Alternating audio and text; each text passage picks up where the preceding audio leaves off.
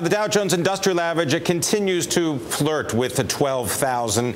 But is that just a number? I mean, regardless of the threshold, stocks, they just keep going up. So we've assembled a taking stock think tank to try to assess what's really happening on Wall Street. So a couple of different perspectives now. My guests are Ed Butowsky of Chapwood Capital Investment Management. He looks at what's going on in the world of hedge funds and alternative investments. We've got Bensignor, Managing Director and Chief Market Strategist at Dahlman Rose Co. We call him Mr. Inflection Point. And we have Antione Drean from Triago. It's a specialist firm that combines, well, the money that people might want to invest in private equity deals, as well as indeed maybe even taking a stake in some of those deals. Gentlemen, welcome to Taking Stock. Good to have you with us. Let me come to you first, Bensignor, Mr. Inflection.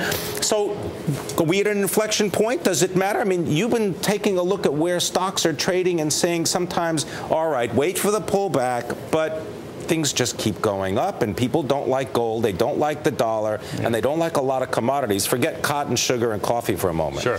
So, talking about the Dow, we're at a whole number of 13,000. The S&P is just a couple points away from 1,300, also a major kind of whole big number that people may or may not use as a psychological inflection point. But what we've seen is that despite many chances in 2011 to actually sell off, the S&P doesn't. It virtually comes back every day. So much so that it actually makes us think there's either games being played or something. Because, look, I work at a sell-side firm. We have a vast distribution network. We cover so much of the street. We're not seeing the same type buy orders. For instance, yesterday, early sellers, hardly anything late in the day on the buy side, and yet in the last hour of trading, the S&P moved up 10 full points off the low of the day. So what do you mean? You scratch your head at the end of the day and you think, well, where are all the buy orders coming from because you're not seeing them? Well, I talk to people on the street too, and they're not doing a lot of buying either. So it makes me think there's sometimes some other forces at play that sometimes show up in the marketplace, and they're not official forces, and we can't necessarily label them as being something related to, let's just say, theoretically, a plunge protection team or something from the government side. Oh, man, we're going to have to get you that tin hat. Let me just bring in Ed Butowsky into this conversation. Right. Ed Butowsky, I mean, are there other forces at work, or are people just really buying stocks? I mean, we've looked in the retail sector. People are getting out of bond funds and moving into equity. Yeah, and Rick's got a great background, and I've admired his work for years, and I don't know about what the other forces are, and I'm sure there are some, but the bottom line is what the forces at work right now is that there's quantitative easing, number two, there's more money going in, bond yields are so low, and the only way we're going to really build, portfolios that are worthwhile is to have equities in them, and I think people are realizing that. And in addition, Pimm, the beginning of the year, 401k money starts to go back in again, and it just keeps going in, and I think that's another reason why this market's going higher. I don't see this market stopping, until maybe somewhere around 14,000 on the Dow. All right, Antoine, I want to give you the opportunity to explain exactly what the Triago does. I don't know if I was correct in saying that it's basically trying to find money that is interested in investing in private equity deals. You were right, Pimm. This is exactly what we're doing. Our business is about finding money for private equity funds, raising money for them. And we're also helping LPs get out of funds, selling limited partnership interests. So you take the sell side. They're looking maybe to divest themselves or to raise some capital. They want someone to help them do that. What are you finding? Are a lot of people interested in selling right now? Yes. Obviously, one big issue today with private equity is the fact that there is not so many distributions, and investors have to find the liquidity elsewhere if they need it. And one good way of doing it is to sell on the secondary market, especially in today's market where prices are quite decent.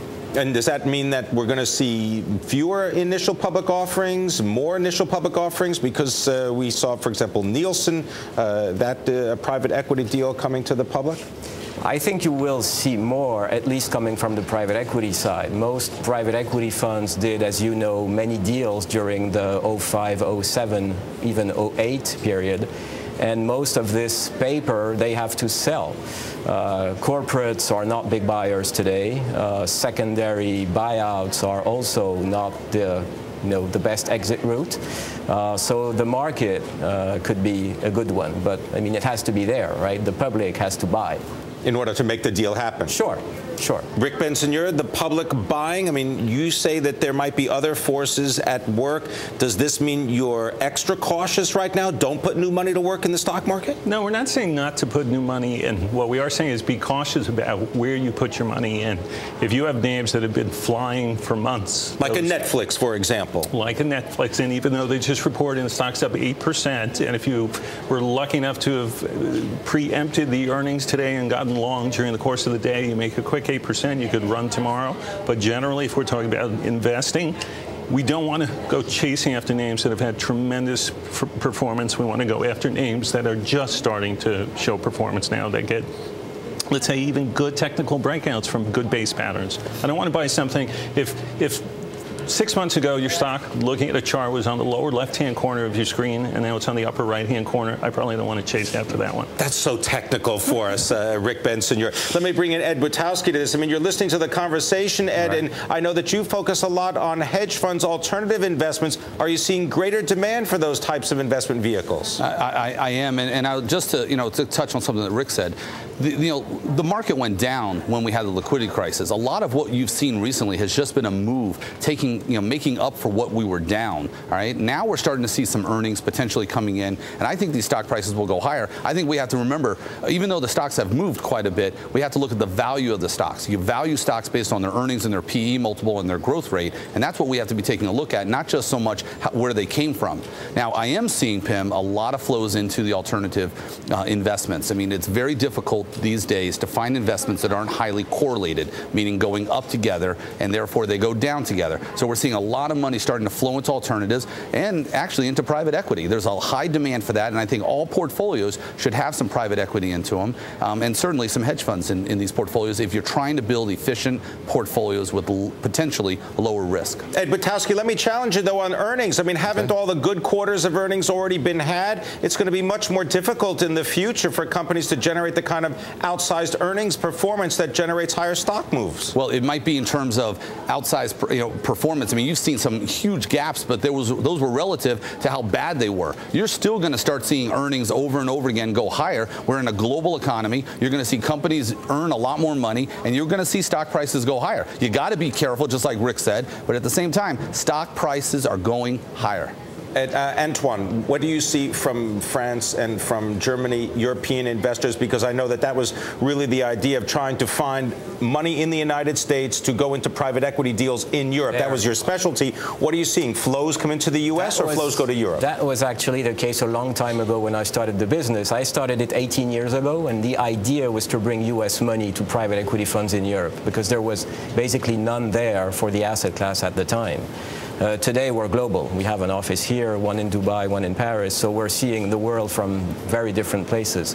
What I can say is that private equity is definitely back. Prices are back also, so it's becoming again a bit expensive to be doing deals, especially on the buyout side. Using leverage? Using what they can find. Leverage is there, but it's a small L. It's not a big L, but there is some money around. Yeah.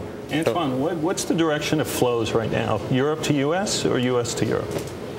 It's actually a lot to emerging markets. This is really where people want to go. We're hearing about, investors trying to get into emerging market private equity funds every day. My fear is that, like everything, I mean, when people all want to do the same thing, well, the end could be, the same as in many other compartments of the market. So you'd better be careful if you want to put money into emerging markets on the private equity side. And on the stock side, too, if you look at the Bovespa in Brazil, if you look at the Shanghai Composite, these are well off their highs. Yeah, this has not been a market where you made money by investing in the stock markets of emerging markets. No, and yet that's been the talk, at least half of last year. Well, that's been the sales pitch, right? If not the bulk of 2010 was you really want to focus on emerging markets, as well as small caps. And if you look what's happened recently, large caps in the U.S. are actually outperforming small caps. A lot of people saying that those are the inexpensive parts of the market. We've got to leave it there. I want to thank you very much, Rick Benson. You're coming to us from Dahlman Rose, Antione Drean coming from Triago, and Ed Butowsky from Chapwood Investments.